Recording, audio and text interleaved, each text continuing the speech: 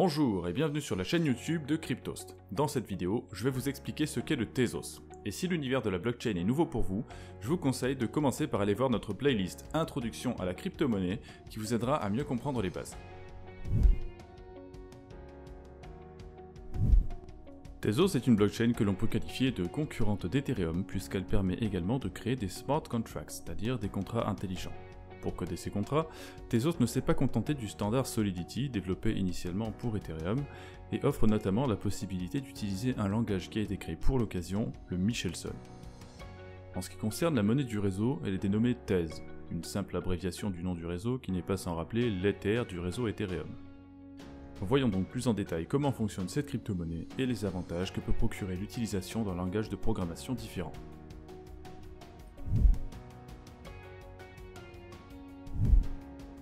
Lorsqu'on parle de l'aspect technique d'une blockchain, il faut évidemment mentionner le mécanisme de consensus utilisé. Il s'agit en fait des règles que les utilisateurs du réseau doivent suivre pour ajouter une transaction à la blockchain.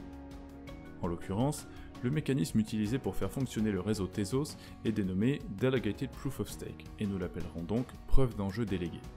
Dans un mécanisme de consensus par preuve d'enjeu classique, ceux qui souhaitent ajouter un bloc à la chaîne doivent en quelque sorte immobiliser une certaine quantité d'actifs afin d'y être autorisés par le réseau.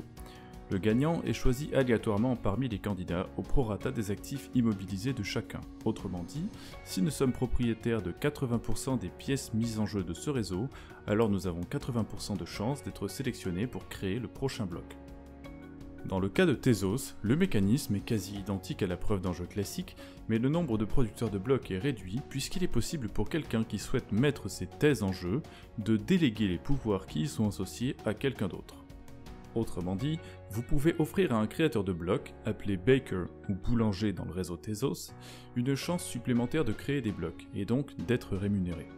En récompense, vous serez également rémunéré lorsqu'il réussira à créer un bloc à hauteur d'un pourcentage légèrement inférieur à 100% de la récompense acquise grâce à vos thèses. Il existe cependant un minimum de thèses à posséder pour pouvoir créer des blocs. Actuellement, il en faut au moins 8000, soit plus de 20 000 € d'investissement. Tezos est donc un réseau moyennement décentralisé. Malgré cela, le réseau n'est pas si rapide, seulement 50 transactions par seconde.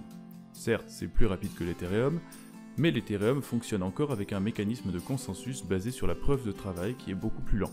Les deux ne seront comparables qu'à partir de la mise à jour Ethereum 2.0, au cours de laquelle l'Ethereum passera à la preuve d'enjeu. Au niveau des contrats intelligents, Tezos est un cryptoactif intéressant parce qu'il permet de coder en plusieurs langages en fonction de ce qu'on préfère. En fait, il faut faire la différence entre le code de haut niveau et le code de bas niveau. Pour faire simple, le code de bas niveau, c'est celui qui est le plus proche de la machine, et qui n'est pas forcément celui avec lequel les humains ont créé le programme. Le code de haut niveau, il est fait pour être compréhensible, plus facile à maintenir et à modifier, mais aussi beaucoup moins efficace en termes de performance. En ce qui concerne le code de bas niveau, Tezos utilise une machine virtuelle basée sur un langage appelé Michelson, créé spécifiquement pour le Tezos. Ce langage, beaucoup plus difficile d'accès que d'autres tels que Solidity, reste très intéressant parce qu'il offre une fonctionnalité recherchée par les développeurs, la possibilité de vérifier formellement le fonctionnement du code. C'est-à-dire qu'il est possible de prouver le comportement mathématique du code de sorte à s'assurer qu'il n'y a pas d'erreur lorsqu'on s'en sert. C'est donc un élément de sécurité qui n'est pas présent dans un grand nombre d'autres cryptoactifs. Et la sécurité dans ce domaine est d'une importance capitale. En ce qui concerne le code de haut niveau, celui plus souvent utilisé par les humains, Tezos offre beaucoup plus de liberté. Il est possible d'utiliser un grand nombre d'autres langages comme Liquidity, Ligo, Python ou Haskell parmi d'autres. Et une fois le code rédigé dans ces langages, il est automatiquement transformé en code Michelson, puis testé pour s'assurer qu'il n'y ait aucune erreur mathématique. Une fois l'absence d'erreur prouvée, le contrat intelligent peut être publié. Il n'est donc pas nécessaire d'apprendre à coder du Michelson. Il suffit de connaître l'un des autres langages compatibles avec Tezos qui sont conçus pour être facilement rédigés par des humains.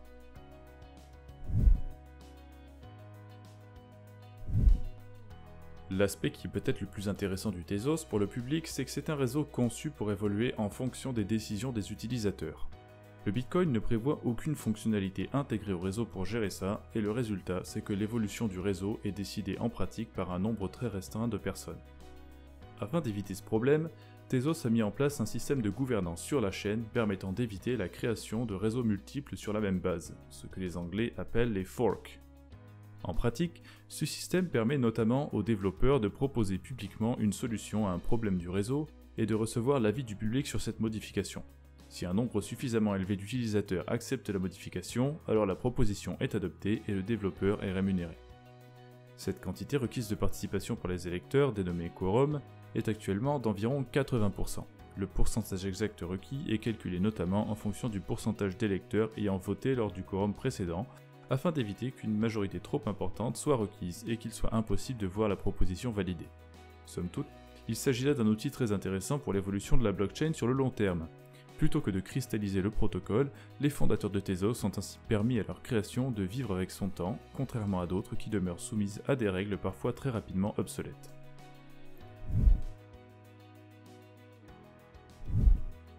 Et nous allons parler justement des créateurs et de leur histoire.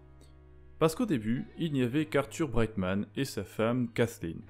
Arthur, diplômé de l'école polytechnique et de l'Institut courant des sciences mathématiques de New York, avait notamment été ingénieur pour Google X, une filiale de Google dédiée aux projets les plus fous de la société. Kathleen Breitman, elle, est diplômée de l'Université de New York et avait travaillé chez Bridgewater, un gros fonds d'investissement. Ce couple a donc mis en place, avec l'aide d'une équipe tout aussi qualifiée, le système que nous avons décrit et a réussi à se faire apprécier de certains grands noms comme Tim Draper ou Emin Gun Sirer, que vous connaissez peut-être via son propre projet, le protocole Avalanche. Tezos a donc fait l'objet d'une ICO colossale en 2017 dont le montant récolté était de plus de 230 millions de dollars. À l'époque, le réseau était fonctionnel, mais seulement à l'état de prototype. Pour des raisons légales, l'ICO avait été géré par la fondation Tezos, une société de droit suisse créée pour l'occasion, au sein de laquelle ne siégeait aucun des époux Breitman.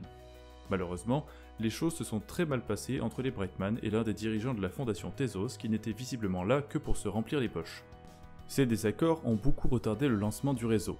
En réponse à ces lenteurs, des procès ont été lancés à tout va par les investisseurs mécontents et la réputation du réseau est devenue assez mauvaise.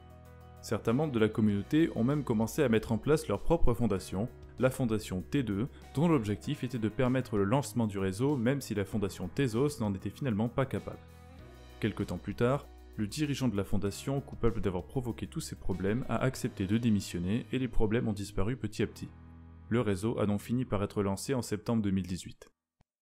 Aujourd'hui, il semblerait que le Tezos reprenne du poil de la bête avec une multiplication par 2,5 du prix depuis la mi-janvier 2020, ce qui indique clairement que le public commence à avoir confiance à nouveau malgré ce passé tumultueux et pas si lointain.